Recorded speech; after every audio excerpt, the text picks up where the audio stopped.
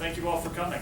My name is Robert Foster. I'm currently the chair of the Asian Studies program. And so this is the first of our Asian Studies colloquia for the 2016-2017 academic year. So thank you all for coming. We are delighted this evening to have Dr. Galal Walker from Ohio State University joining us, and he'll be presenting a talk on wisdom traditions in their texts, East and West, then and now. I was told, or it was suggested to me, that I should keep the introduction short. And when I looked at some of the biographical information about Dr. Walker, I realized why. There is much that we could say about him. He's had a very distinguished career at Ohio State University. He's been one of the leading figures in teaching Chinese language here in the United States. He's been at Ohio State, I believe, since the 1980s. Started in, 83. Yeah. And he earned his PhD from Cornell University at Ohio State. He's professor of Chinese in the Department of East Asian Languages and Literatures. He's also the director of the National East Asian Languages Resource Center, the Midwest U.S. Flagship Program, and the Critical Language Scholarship Program. He's a busy man, obviously. He's also been a leader in developing curriculum for less studied languages. He holds honorary professorships in China at Beijing Normal University, Guizhou Normal University, Wuhan University, and Sichuan University. So he's in demand on a couple of continents.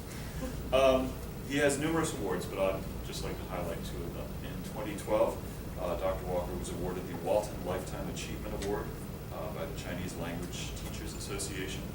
And then also in 2012, he was awarded, he became the recipient, I should say, of the Association of Departments of Foreign Languages Award for Distinguished Service to the Profession. This is from the Modern Language Association. So this is a blanket group of foreign language teachers, not just Chinese language teachers. So his impact on foreign language study in the United States goes beyond Chinese language. And I have to say, there's a nice connection because he actually worked with somebody I started learning Chinese language with back in the dim and distant past of the late 1980s at Kenyon College in Ohio. And now the connection is full circle as we have Wang Jianfeng, another one of his students, who is joining us as the Chinese instructor here at Berea College. So please join me in welcoming Dr. Walker. Thank you. Yeah, anything you want to tell me? Remind me, that's off to a good start. Anyway, I'm happy to be here, really, and thank you for turning out.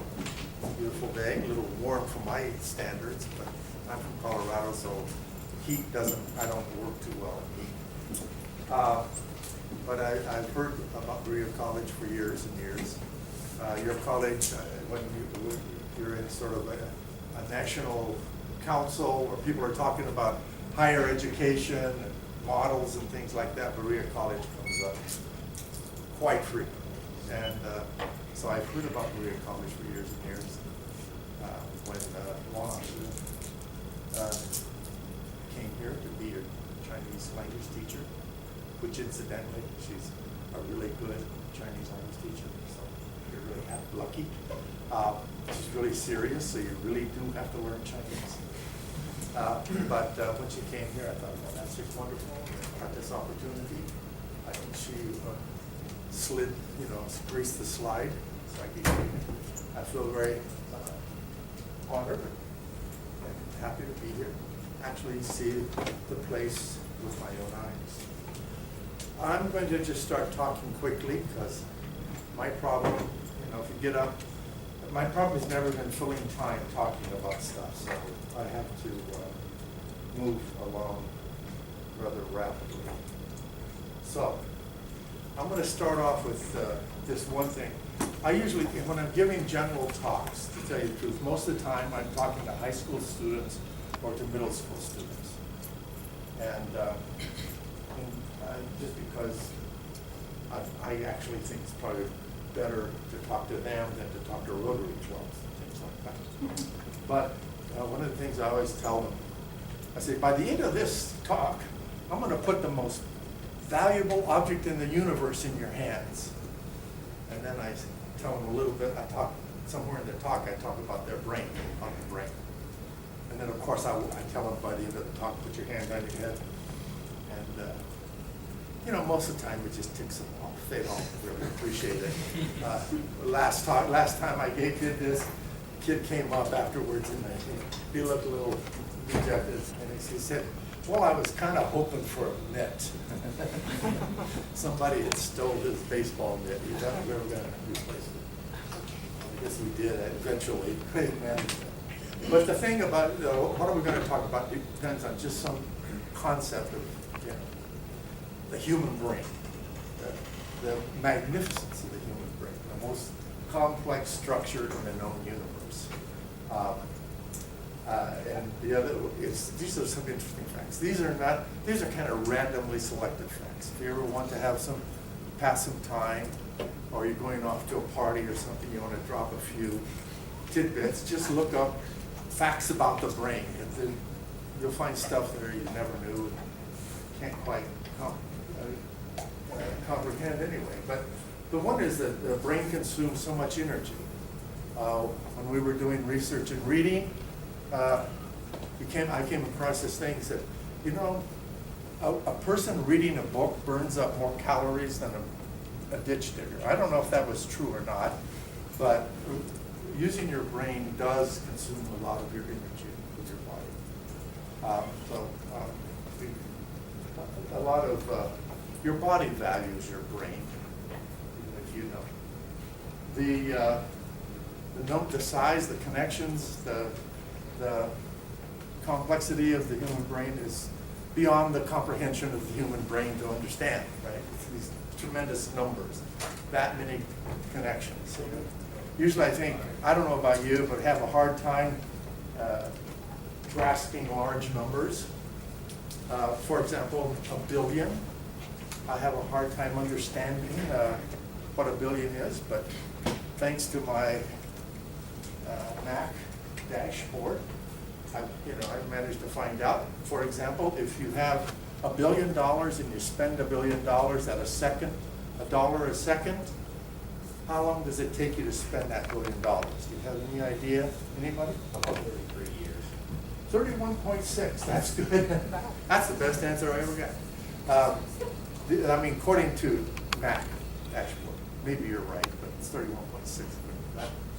But it's a long time. Billion is a hard number, is a big number. And then we think about trillion and 100 trillion, and we're kind of lost in numbers. But it is extremely complex and nuanced. And the reason that's really important for us is because what we're going to talk about culture and learning and getting culture, and it's going to be a real romp through the look at culture and just the idea that your brain is capable of doing this.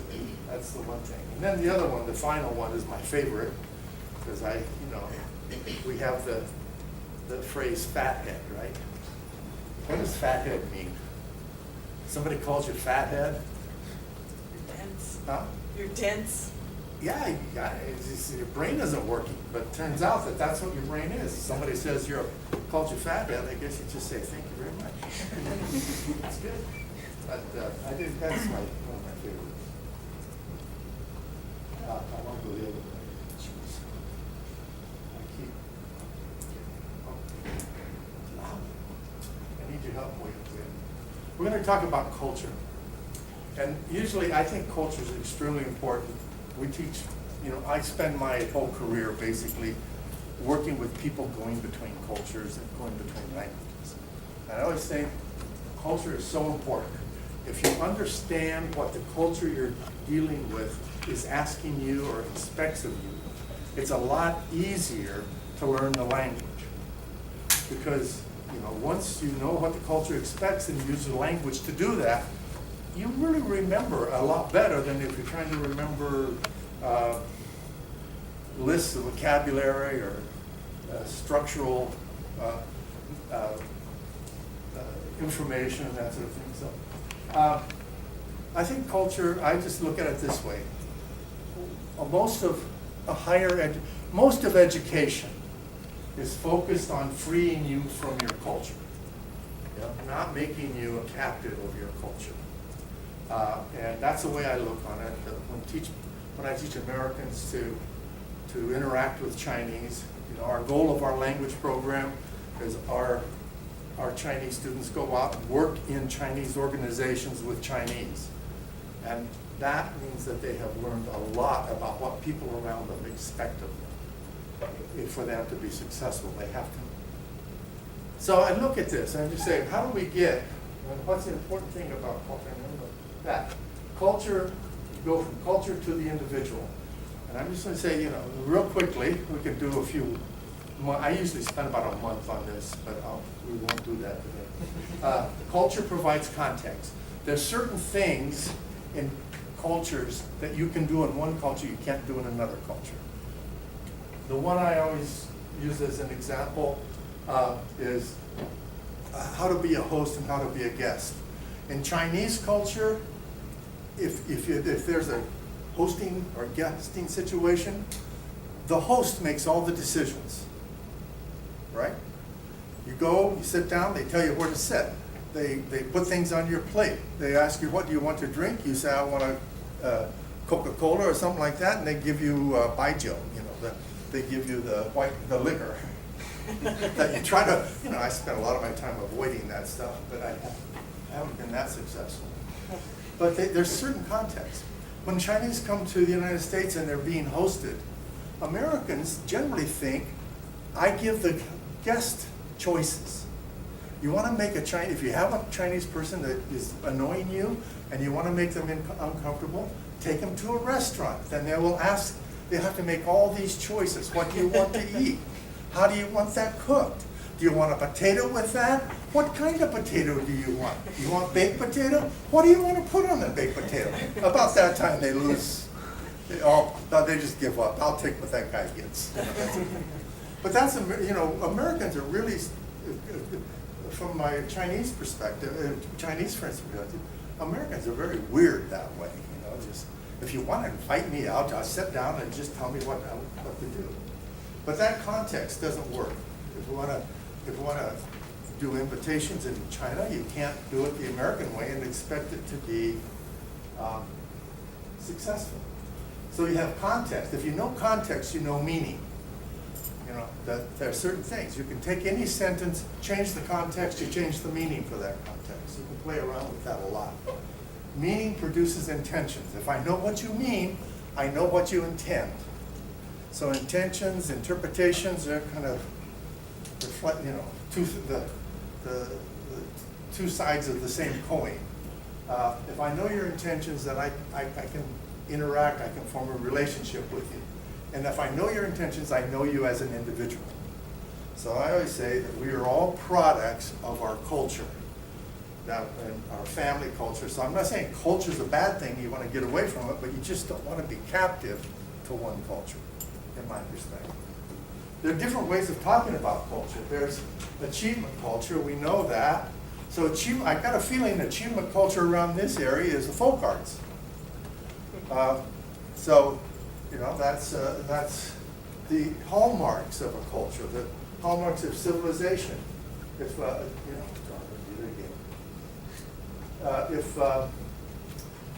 we want to talk about American culture with foreigners or with people, we want to introduce them to the ideas like Constitution and the things that make our country or our civilization exceptional. And when we go to their culture, their civilization, we want to know what their achievement culture is. And that's usually what people call culture. But you have the concept of informational culture.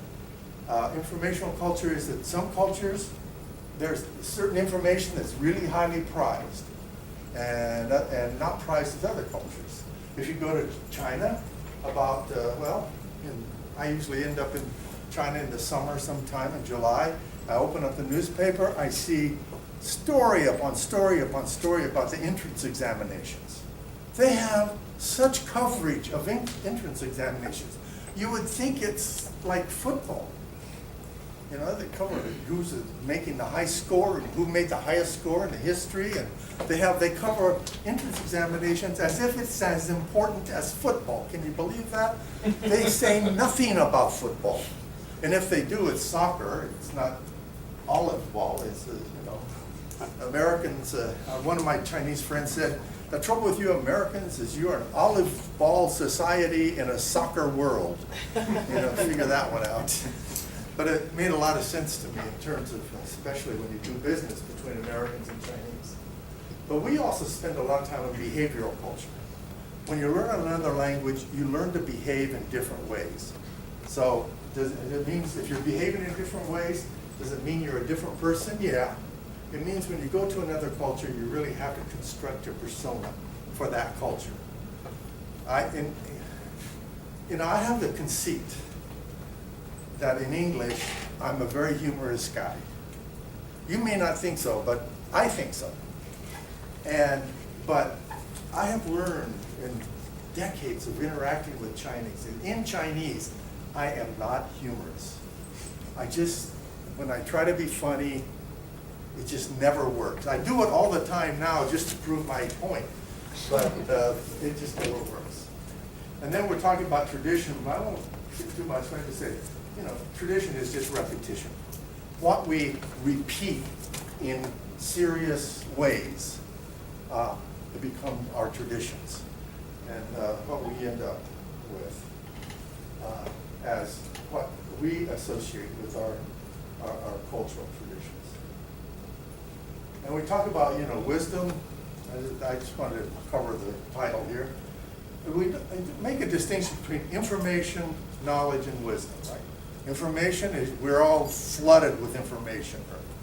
Most of the information that our brains are susceptible to, we don't notice, right? We're not paying attention to it.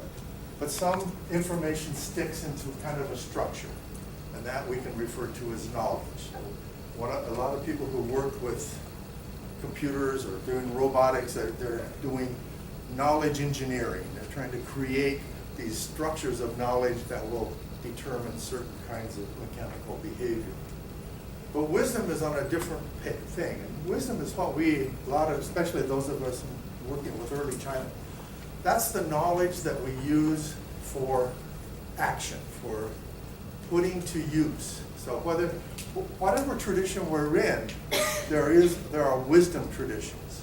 And a lot of the Chinese, the Confucian, the Taoist, Buddhist, and all kinds of traditions, those are mostly wisdom traditions. Showing you, or at least framing how you can approach your behavior.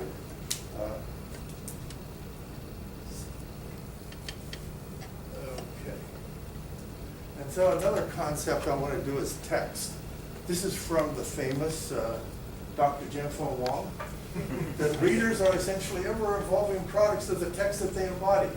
So she has this idea that in an ecology of communication, that we are what we say and what we understand. So we are like walking text. We're producers of text. We're creators of text.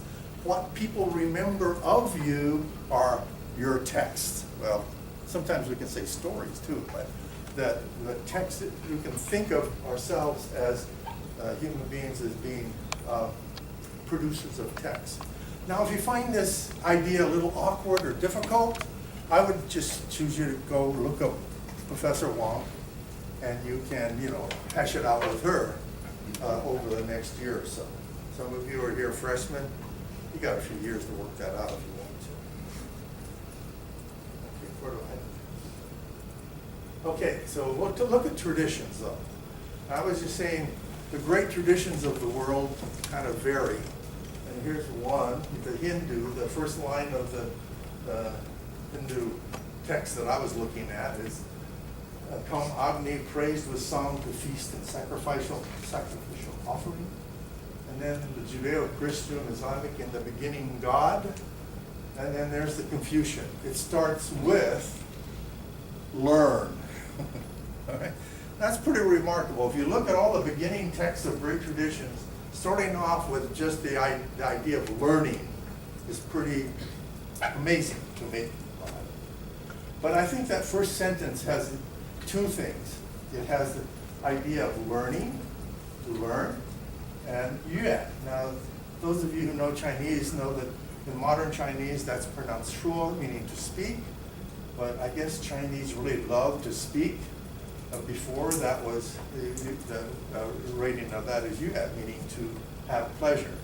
So a great tradition begins with learning and pleasure. I don't know if you find that remarkable. I found it astounding. And the first time I saw this sentence, I totally misread it. I didn't know. But the sentence has to learn and then to use what you've learned at an opportune time. Is this not pleasure? Has anybody ever had that experience of learning something and then using it when you needed it?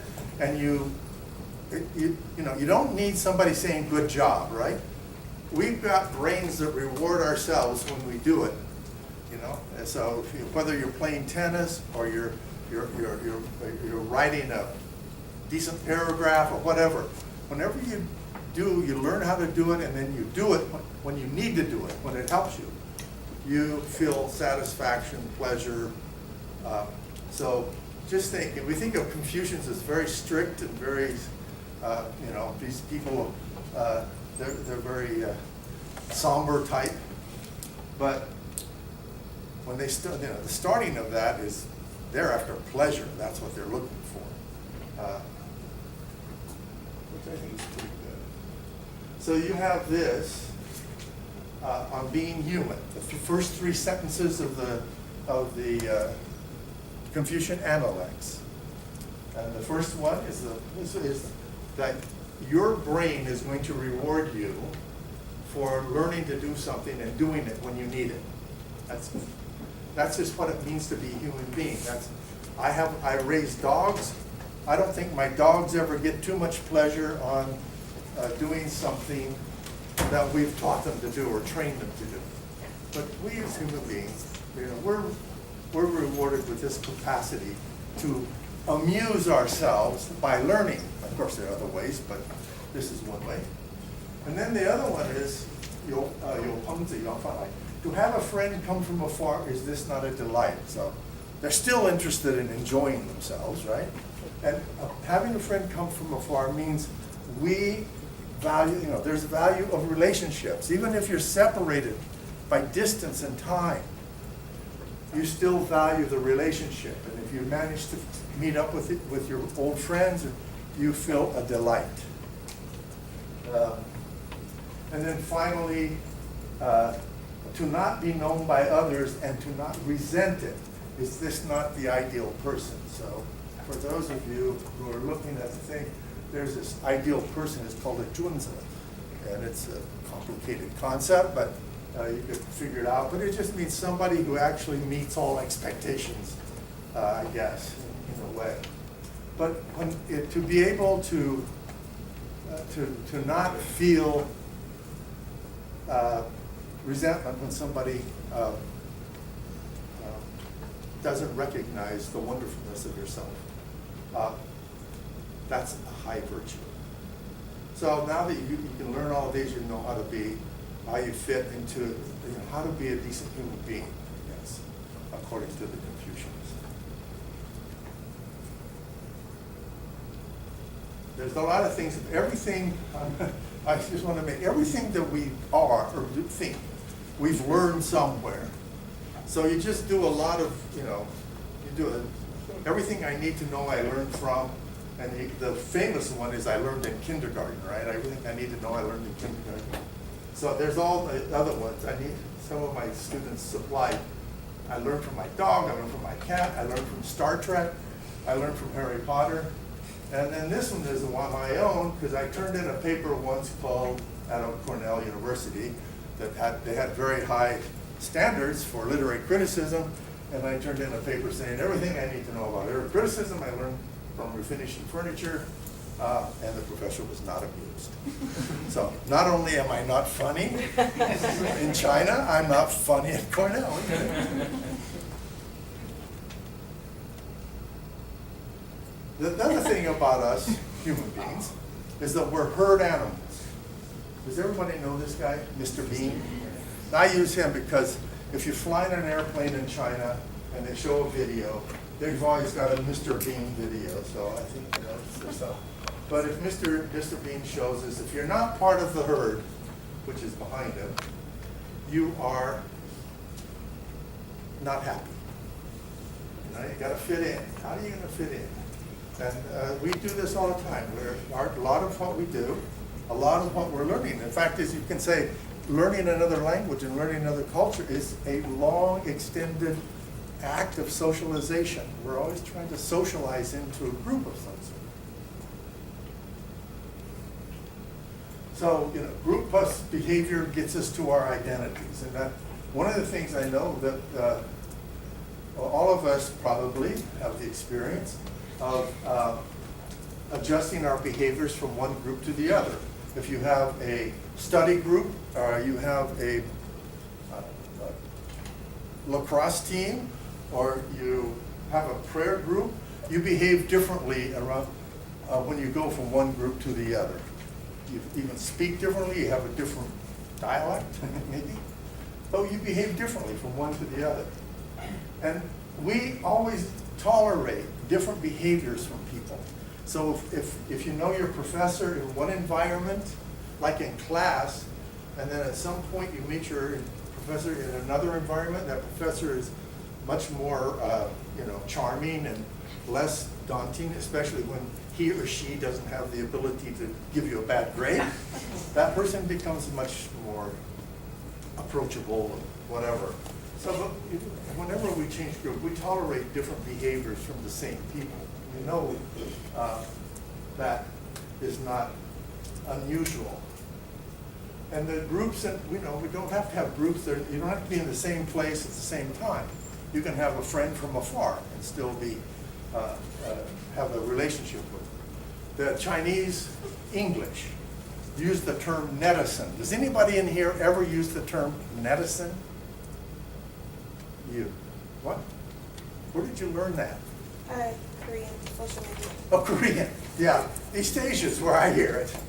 So, yeah, netizens. So, they're netizens. People get online and they have these communities online. And it's they're very strong. In fact, there's one of my MA students just wrote a thesis about how to socialize on WeChat. Anybody use WeChat here? Okay, go. WeChat's the greatest way to interact with people. Just get your friends on WeChat. It's free. You can call up anybody on the planet. Just about. It's a good deal. WeChat. WeChat. And if you think of it in French, it's like WeCat or something. Okay, our students' capacities to. So one of the things that I want to point out, if we identify with only one group, we're pathological. We're either a psychopath or a sociopath. That identifying with one group is a terrible, a human being that associates only with one group is a terrible danger to everybody else, right? In my humble opinion. But, we don't, if we think that our group is the only group that counts, then there's a problem. And so that's what we use as this grouping. When we try to train our students to become, to interact with Chinese, we try to get them to use the natural capacity to adapt from one group to another. So instead of adapting from a chess club to a cheerleading squad, we just say, well, adapt a little bit more and join a much bigger group, like 1.4 billion people. A little bigger group than the cheerleading squad. That's how we adapt. Bit by bit by bit, we can socialize and adapt to another group that we want to interact with.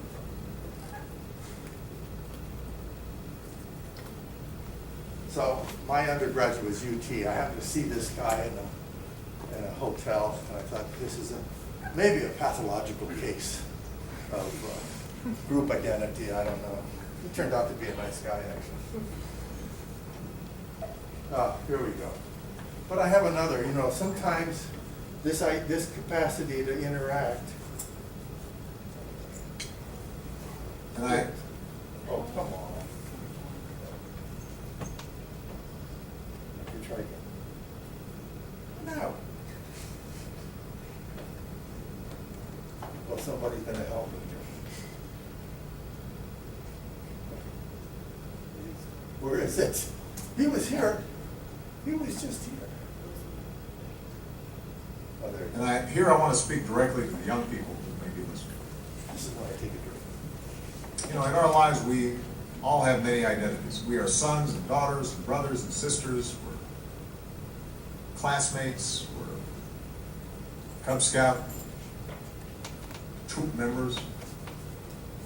We're followers of our faith. We're citizens of our country.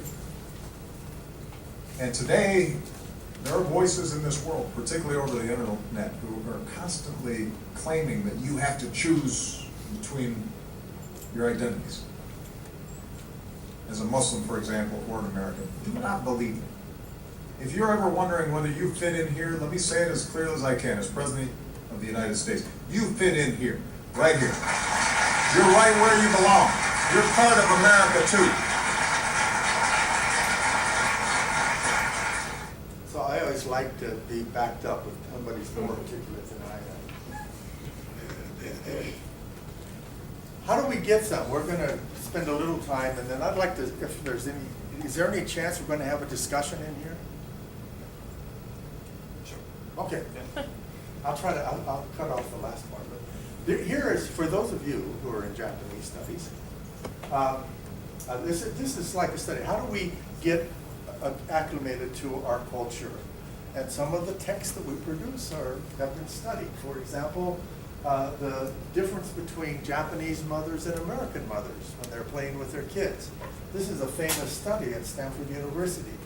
And the first study right there is when the child and the mother are presented with a toy truck,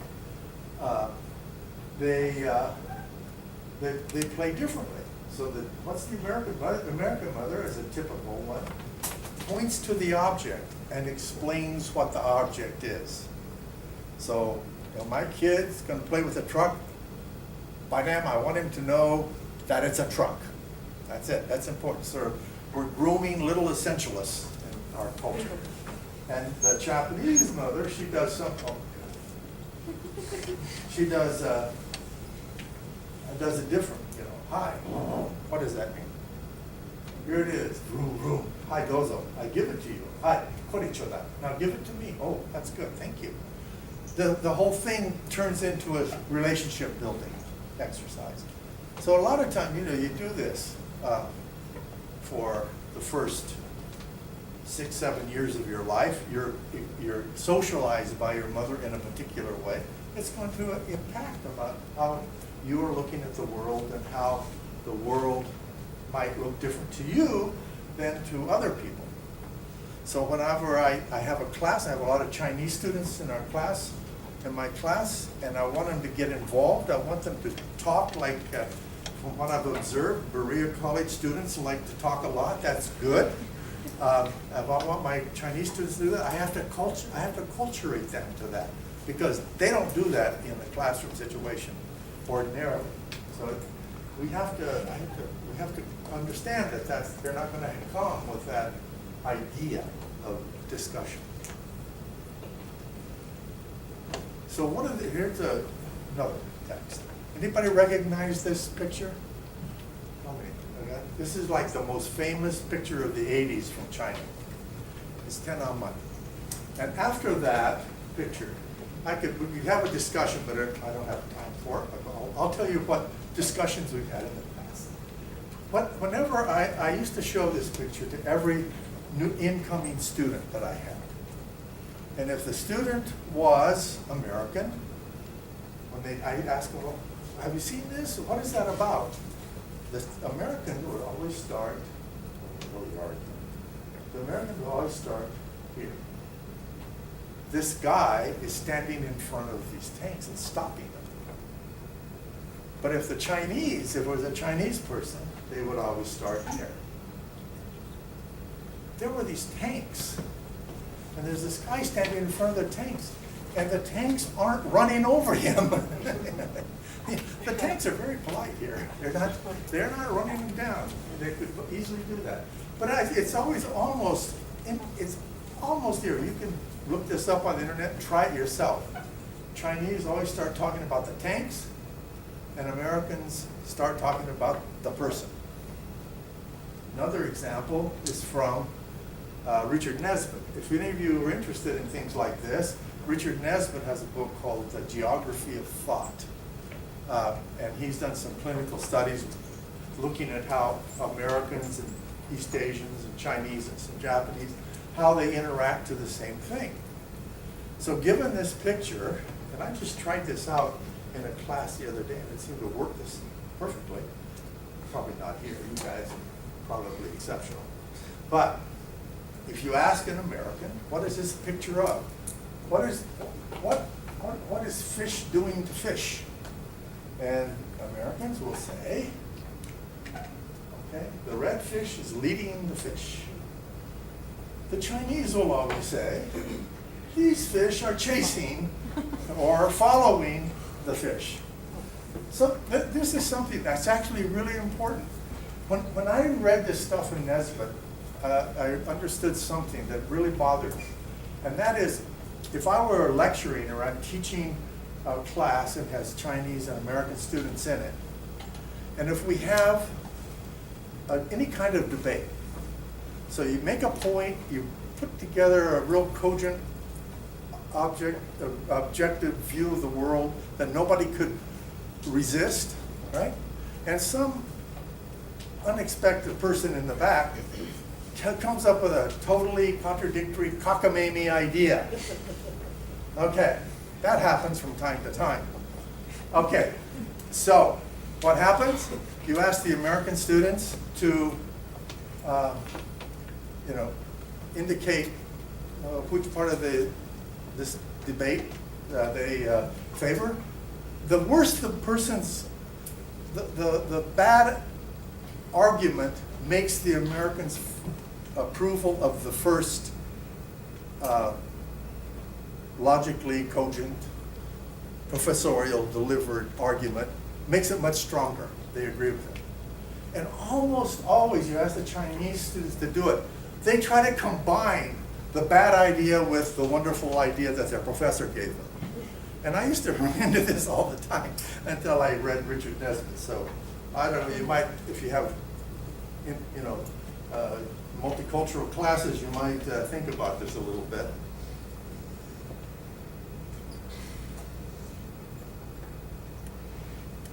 This is one of my favorite, Ray Lum. Does anybody know about Ray Lum? I thought maybe people would know about him around here. He's a Mississippi mule trader. Actually, he's a storyteller, I think, mostly. But he's illiterate, an illiterate person. He's famous for this quote, "You live, you learn, then you die and forget it all."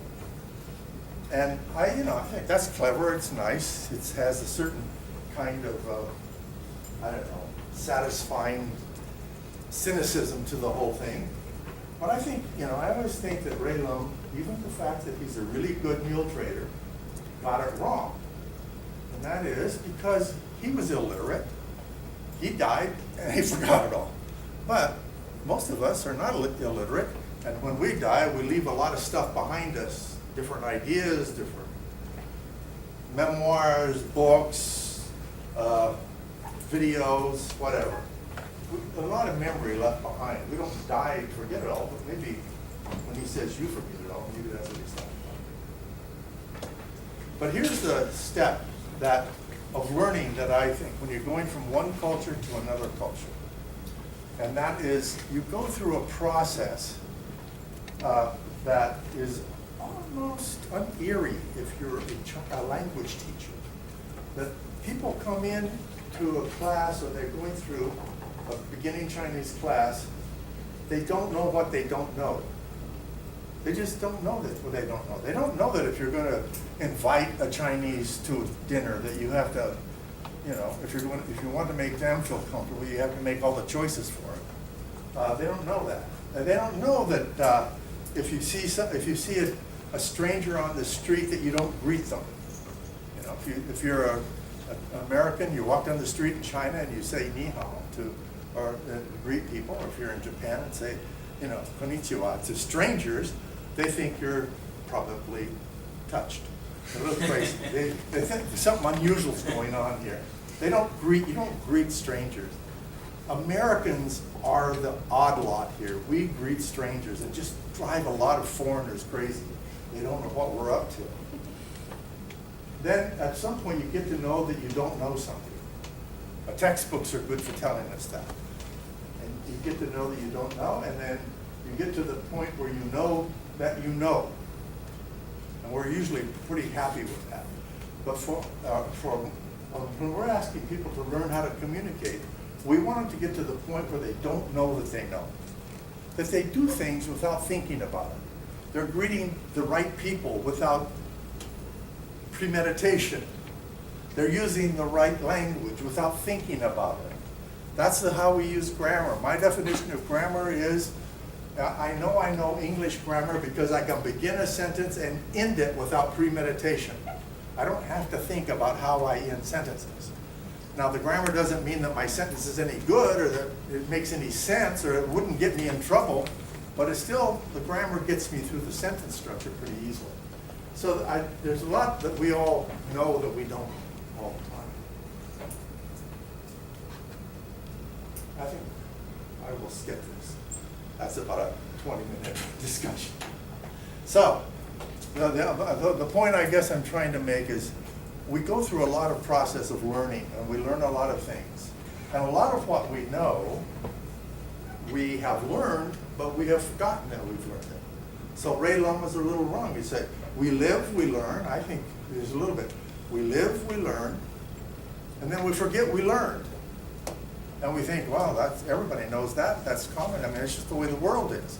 But we've learned all this through the efforts of our families and our teachers and our friends and the people who mock us and make us feel bad. We've learned from all these people. So, but we've necessarily retained or remember that we've learned all that. So it's a little bit like I always say this is the, I don't know, the best that a teacher can expect is chapter 17 of the Tao Te Ching. And how many of you have looked at the Tao Te Ching? I know that people ain't heard about that. Okay. Well, chapter 17 is like we found a teacher.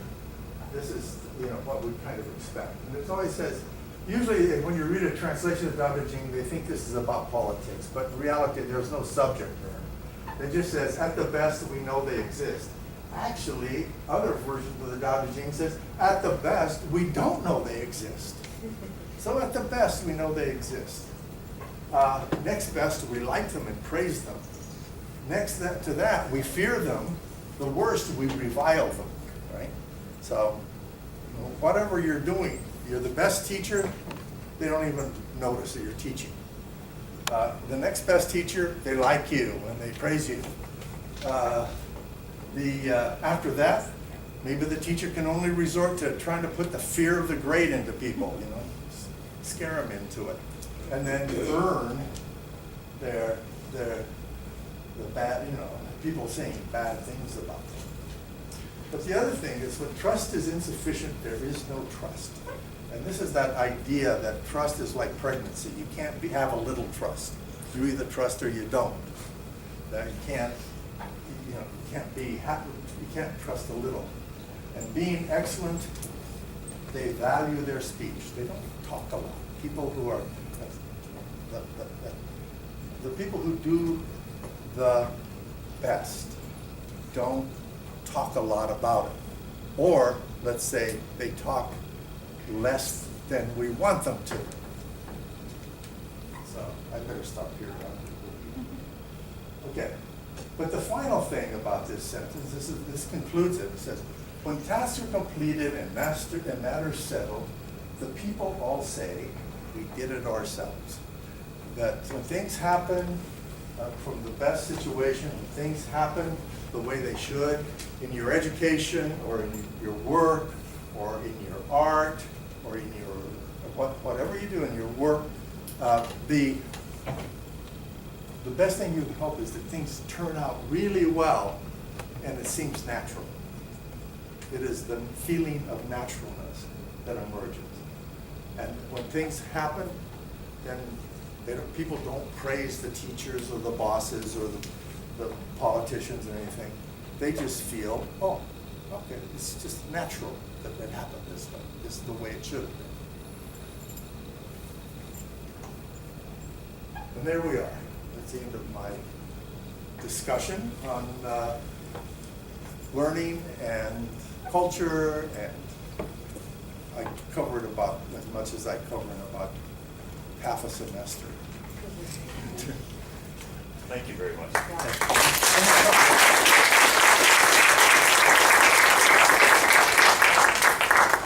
So, I must have said something to disturb somebody. So we have about 15 minutes or so for questions, if anybody has any questions they'd like to ask of Dr. Walker. Yes. With the examination between like looking at pictures with Chinese and American students or whatever, do you think the reason why they say like the group first and then the individual second is because of the collectivism society versus our individualistic society? So that's why we say the individual first and then the group? Bingo. Yeah. And that's what Richard Nesbitt has demonstrated in other ways too, is that let's say we're talking about Chinese or Japanese also, you know. The biggest mismatch between Americans and people in East Asia is the not having good enough appreciation of people in their group. So it's sort of like one of my students who had just come back from China and said, well, you know, I've known people in the United States. I've known Chinese people in the friends in the United States. But when I meet them in China and I see them in their group, in their workplace, and where they're doing, they're like totally different people. That's right. That knowing somebody in their group is the best way to really know someone in China. And Americans are not, we're not totally immune to identifying with groups and looking at the groups, but we just have a tendency. We tend to see there's somebody standing over there, that must be the leader, or that's something's going on with that person, not the whole group over here. And it sounds so simple, but if you try it out with people, it's kind of, to me, it's a little uncanny that it happens so regularly. It doesn't, this kind of thing doesn't happen perfectly. It doesn't, you will always get 100% agreement, but the statistics are, I think, on your favor of doing something.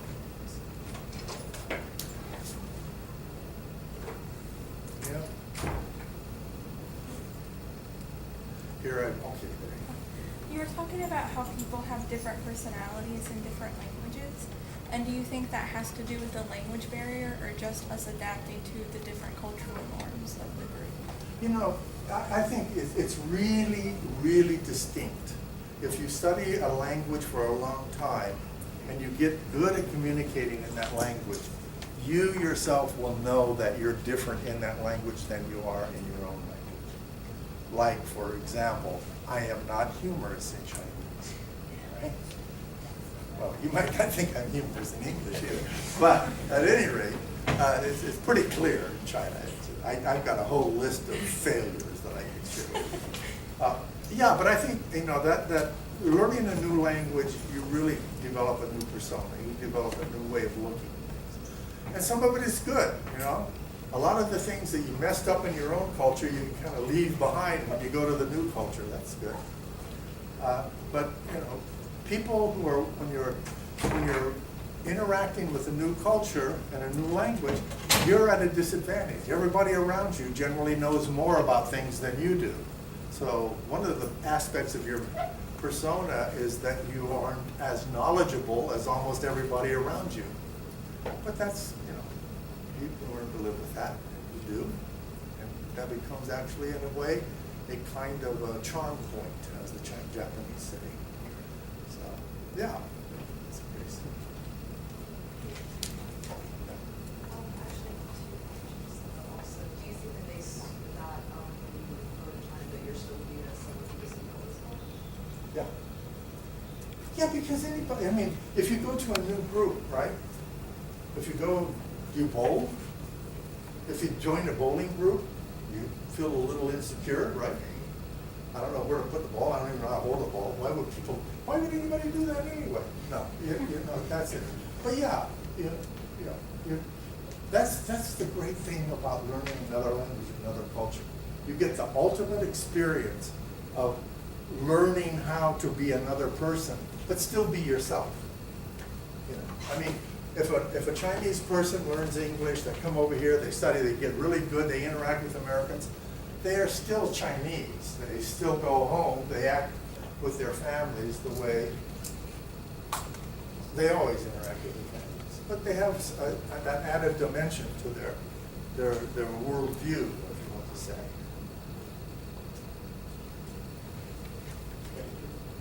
Yes. And from what I know of various Asian cultures, most of the social structure is more strictly based on protocol. Are there any Asian cultures more based on personal interaction? Everything in Asian culture is based on relationships. I would just flat out tell you that when you're interacting with somebody from an Asian culture, Chinese, Japanese, that your ability to do well, to achieve your intentions, that sort of thing, to develop a persona that is successful in that culture, it depends on that. So, what was the question again, sir? Are there any Asian cultures based more on personal interaction than Sure. protocols? Yeah. Young people in Shanghai are much different than most of the people in China. So I know, those of you who are learning Qingguan and Guixing, right? I don't know if anybody in the Chinese class has done that.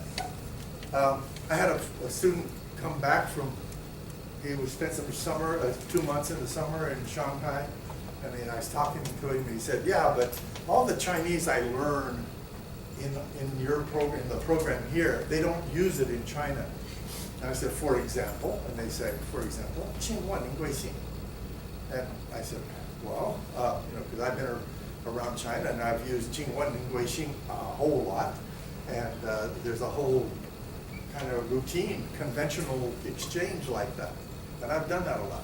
But then I just asked him, I said, well, who did you interact with? He said, well, I was at this high school in Shanghai. I was interacting with young people, and they don't do that. Now, they'll just say, what's your name? They won't ask you, they won't use the honorific for that. But that's the only time. These same students, when they go out and get a job, or they go to a university, they want to do something, believe me, they're going to use Qingguan and Guixing a lot. So, yeah, but there's some subcultures and things like that. Just like different groups. Sometimes the students, the young Chinese, I've met them in their homes, and they're really quite, they have great decorum. They're very admirable. And then, later on in the week, I'll see them at the shopping mall, and they're like going crazy in the shopping mall. And it's totally different. But that's just, they act differently in what group they're with. That happens a lot. But generally, general cultures have general patterns. And I would say most Americans, they will benefit if they just assume that they're going to have to pay a lot of attention to the personal relationships that they encounter, as they encounter them in China, or Japan, Korea, whatever. Anything else? We've got a few minutes. Yes, please. Now, you gave the example of hosting and how some miscommunication can happen with that. Are there other examples about, I guess my question is, do you have any recommendation for Americans on how to communicate and get along effectively with Chinese, given the importance of the American-Chinese relationship going forward? Yeah. Well, yeah, there's a lot. A lot of times, the main tactic is to do kind of a meta culture when you're talking about Chinese in the United States, right? Well, not just exclusively, more and more Chinese are traveling around the world. Yeah. I mean, I teach Japanese, so I go to Japan every summer, and Yeah. I'm amazed at the number of Chinese that are traveling to true. Japan. Wherever, yeah, the Chinese tourists are all over the place. So I just know that, given the economic situation, probably the world will be interacting more and more with Chinese. So, Chinese. how do you recommend to best get along with Chinese? I know it's a huge, more than a billion people. No, I have this kind of a thing about when you're interacting with a culture. If you look at it like interacting with a culture parallel to, say, sports. And there's the observers, the people, it's sort of like me in sports. I observe soccer. No, I observe cricket. I would never buy a ticket for cricket. And I don't even know what they're doing in cricket, but I observe it. When I was in Vietnam, I used to go to sleep with Australian broadcasts of cricket games. It's the only thing that would put me to sleep. That was the best thing, No drug, just listen to a cricket game, and that's so boring. You can't do it. Anyway, observer. I've never buy a ticket. That would be a spectator. And if you spectate a lot and you buy things, you're kind of like a fan. And then at some point you become a player. And there's a big difference between a player and a fan. So a lot of the Chinese, when they travel around the globe, they travel in groups. Yeah? They're like teenagers, American teenagers. We found, for example, we're trying to teach American teenagers Chinese. And we tried to teach them how to socialize in a Chinese way. And they could care. Those American teenagers, the ones I've met, maybe you guys are totally different, but the ones I've met, they don't care about anybody but their peers. They don't care what their teachers think, they don't care what their parents think, they don't care about anything but their peer group. So it's really hard to get them to care about what Chinese think. So, one of the result was we started teaching them how to use Chinese to do natural sciences. If you talk about the solar system or weather or, local botany or things like that, you don't run into this problem. You're not asking them to change the way they behave.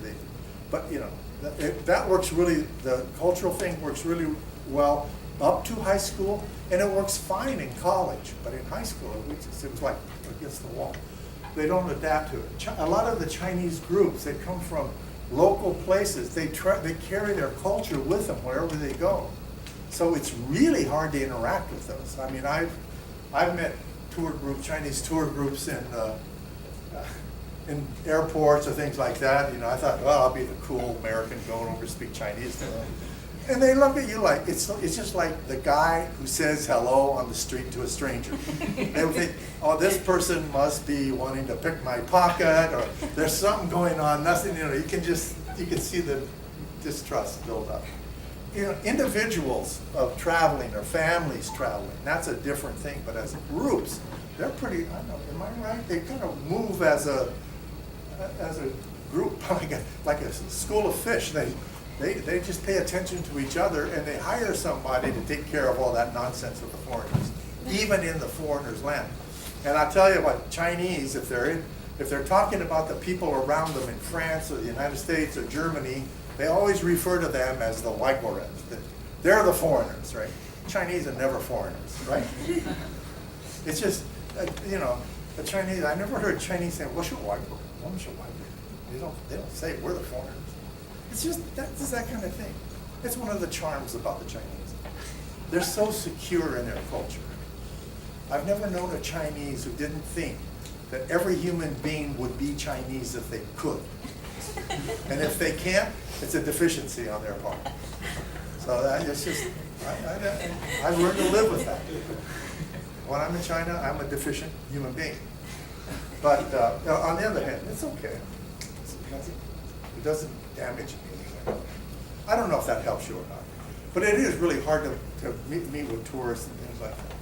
Because they really, we used to have this thing about American tourists going abroad and being the ugly Americans. It's because Americans had that same view of themselves. Hell, we won World War II. Everybody in France should appreciate us and do how we do. And we're kind of over that now. Kind of forgotten World War II a little bit. But the Chinese are, well, look how successful we are. Chinese, and we think, we Chinese, Wang Lao can correct me, they have the attitude that we have overcome great poverty, great problems. We are now a great economy, a great country. They have that idea, and it's going to take them a while to, civilize that idea a little bit. But everyone, I have a lot of visitors come to my office, and I interact with them. They come, individually, no problem. But if even a group, a delegation from another university, they all function as a group. There you go, right? Where's the group lady? Oh, she leave? Oh, sorry. Oh, there you are, I'm sorry. Yeah, I mean, they do just exactly the same. They function collectively, so that's a little difficult to deal with. But I mean, it's just part of the way the world is these days. And I remember the Japanese used to have the same reputation. Now Japanese don't travel that much. They don't go abroad that much. So it changes. Okay, well, if you have any other question, I'd be glad to talk to you afterwards. Thank you very much. I appreciate your attention. As do I. And Dr. Walker's given us plenty to think about. Those of you I know who are Asian studies students and are thinking about traveling and living abroad, you've got some good things to think about. Those of you who are first semester students at Berea, you've got some things to think about, acculturating to Berea as well, right? But please join me in thanking Dr. Walker.